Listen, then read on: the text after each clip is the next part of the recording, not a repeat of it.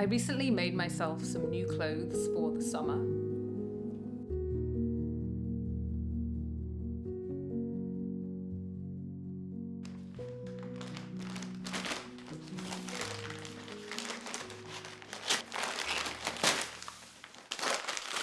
I ordered some fabric, a green linen that I've used before, and also a linen and cotton mix.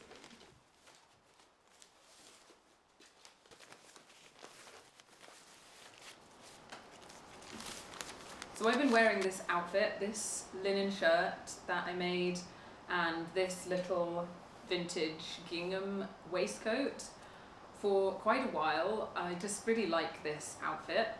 And I was thinking that maybe I could make another version of actually both these things in this green linen. I'm definitely somebody who gets really comfortable wearing the same things or the same types of things. And also when I find a fabric that I really like, I want to make as many different things from that fabric as I can.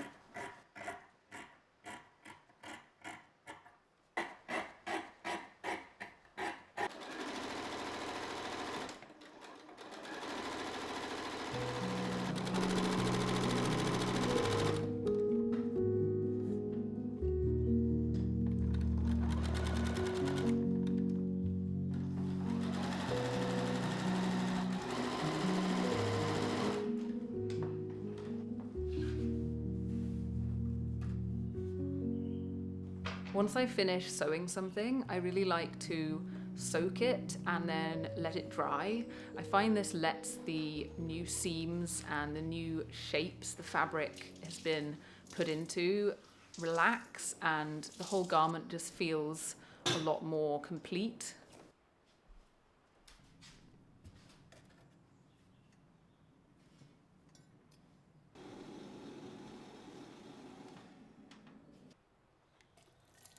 I've made a few things so far this summer. This shirt is one that I made quite a while ago. Then there is this jacket, which was one of the first things I made with the green linen.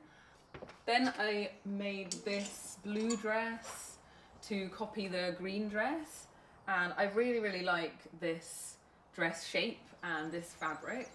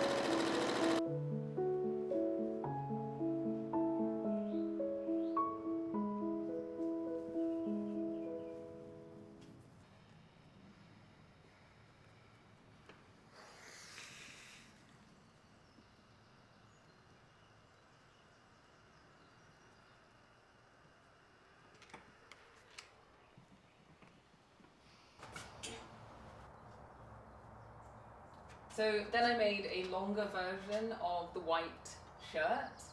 So because this linen's a bit thicker and it's longer, it's a bit more like a shirt slash jacket. So I might end up wearing it over things more than I wear it under things. Then I copied my little vintage gingham top and I made it in the green linen. Then I had a bit of this linen left.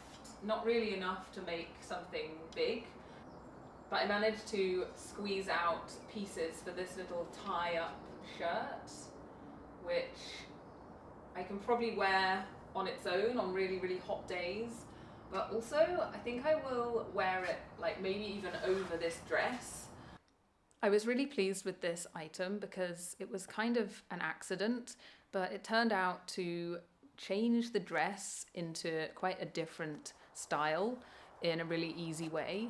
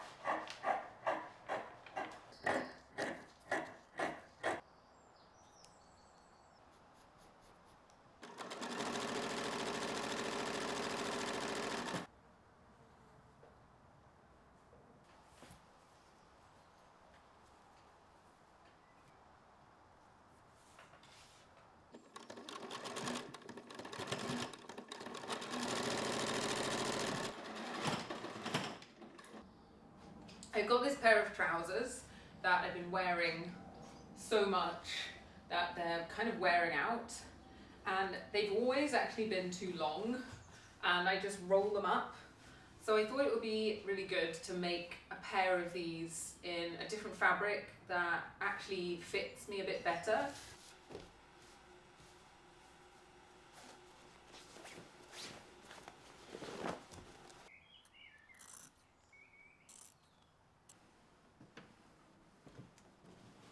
Wow, you can also see how much the fabric has faded. This is the original colour from inside the pocket. To make a pattern, I cut up the trousers into the pieces I needed, and then I traced around them on paper.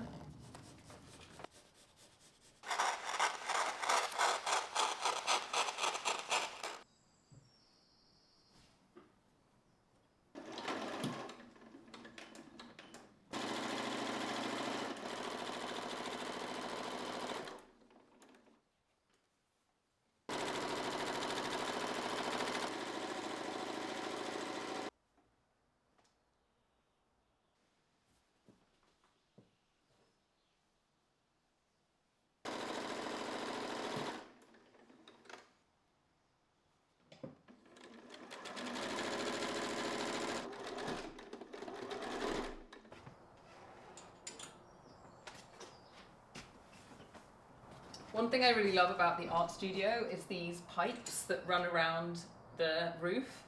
They were like the vacuum pipes for when they did milking for the cows in here. It used to like be part of the system that would draw the milk into the dairy at the other end of the barn.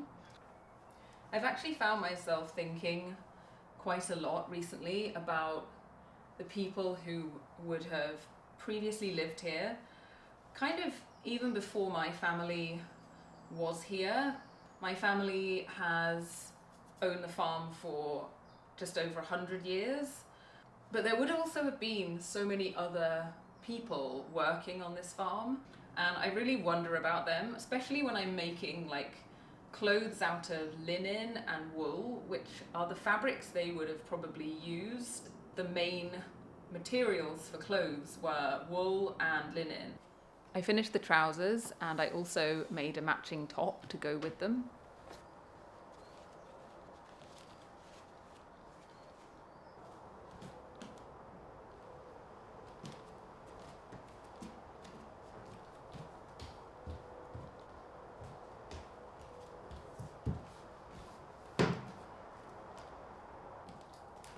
Anyway, the more contemporary way I'm gonna wear this outfit is just like this, with the vest, probably just sleeveless like this in the summer, and the trousers to match.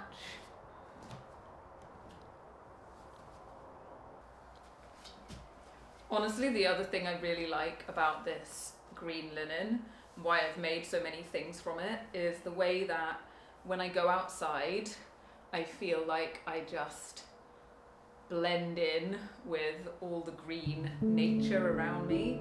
I feel like I just become part of it, like seamlessly.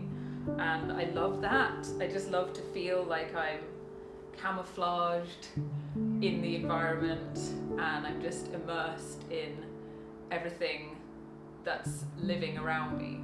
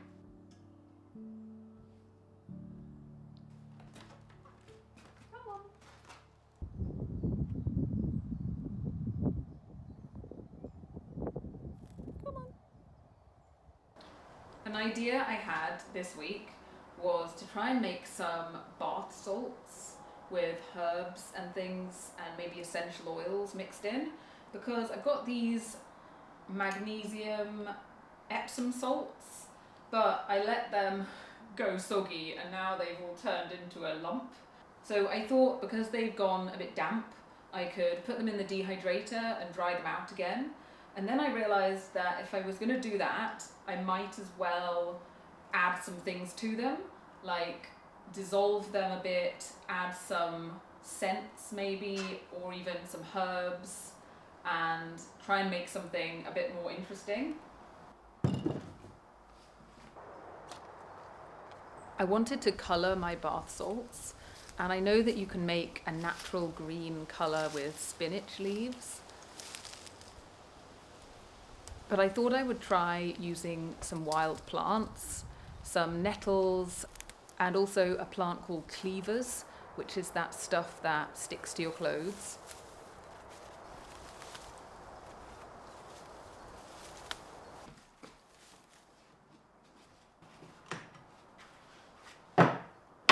Okay, I hope this doesn't destroy my blender. I know from experience that these plants are very tough and fibrous, especially when they're raw. So I'm going to cut them up before I blend them a bit.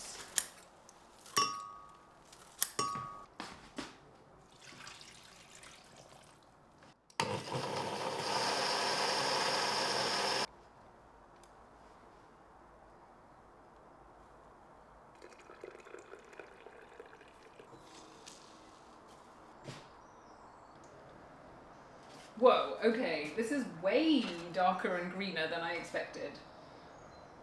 Smells amazing, actually. Tempted to drink it.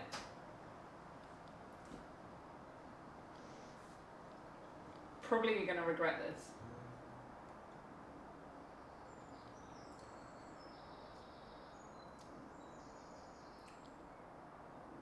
It's actually not bad. I thought it would be excruciatingly bitter, but actually it's quite refreshing.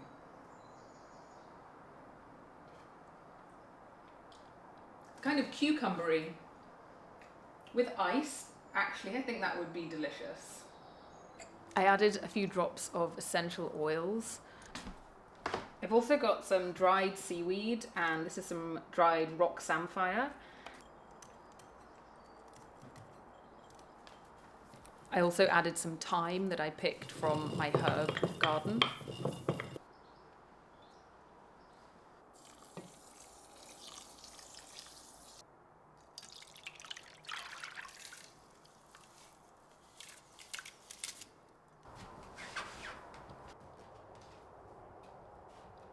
This shirt, the linen, used to actually be a scarf, but I decided to make it into this shirt, and ever since I've been wearing it a lot more, and I really, really love and appreciate this. It's meant to be worn done up like this. In the summer, I just wear it loose or tie it up. I think it goes quite nicely with this dress. One of the issues can be different colours, different blues don't always fit with each other, but I think this could work.